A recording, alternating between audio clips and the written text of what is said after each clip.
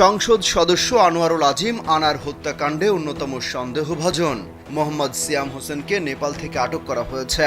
বৃহস্পতিবার নেপাল পুলিশ তাকে আটক করেছে বলে বিষয়টি নিশ্চিত করেছে ঢাকা মহানগর গোয়েন্দা পুলিশ।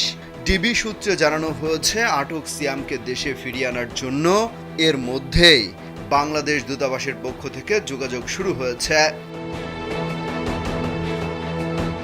আজিমকে হত্যার পর লাশ গুম করার ক্ষেত্রে সিয়ামও গুরুত্বপূর্ণ ভূমিকা পালন করেন। পুলিশের ধারণা, কলকাতার ওই ফ্লাইট থেকে ট্রলিতে করে লাশ নিয়ে যায় সিয়ামও। সেদিনের পর তিনি কলকাতা থেকে নেপালে চলে যান। ওয়ালটন ফ্রিজ কিনে অনেকের মতো আপনিও হয়ে যেতে পারেন মিলেনিয়াল। সেরা পণ্যের সেরা অফার। এই হত্যার মূল পরিকল্পনাকারী হিসেবে পুলিশ যে আখতারুজ্জামান ওরফে শাহিনের কথা বলছে, তিনিও 20 মে ঢাকা থেকে দিল্লি হয়ে কাঠমান্ডু যান। পরে সেখান থেকে দুবাই হয়ে যুক্তরাষ্ট্রে চলে যান।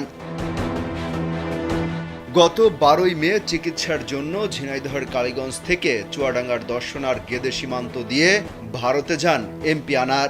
সেখানে 13 মে তাকে হত্যা করে মরদেহ টুকরো টুকরো করে গুম করা হয়েছে বলে জানায় ডিবি। তবে কলকাতার ওই ফ্ল্যাটে বিশেষ অভিযান চালিয়ে সেপটিক ট্যাঙ্ক থেকে আনারের মরদেহের কিছু অংশ উদ্ধার করা হয়েছে। তবে এখনও নিশ্চিত হওয়া যায়নি উদ্ধার হওয়া মাংসগুলো আসলেই এমপি আনারের কিনা। ডিএনএ টেস্টের মাধ্যমে দ্রুতই নিশ্চিত হওয়া যাবে বলেও জানানো হয়। আমরা এখানে একটা ডিএনএ টেস্ট হবে, ফরেনসিক করবে, তারপরে চূড়ান্ত জানা যাবে।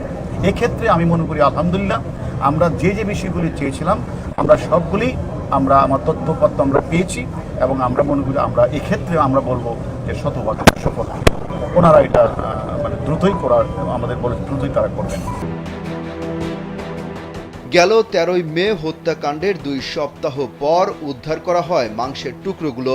এর আগে কলকাতার বিভিন্ন খালে ডুবুরি নামিয়ে খোঁজ করা হয়। ডিবি জানায়, বাথরুমে নিয়ে এমপি আনারের মরদেহ টুকরো টুকরো করা হয়।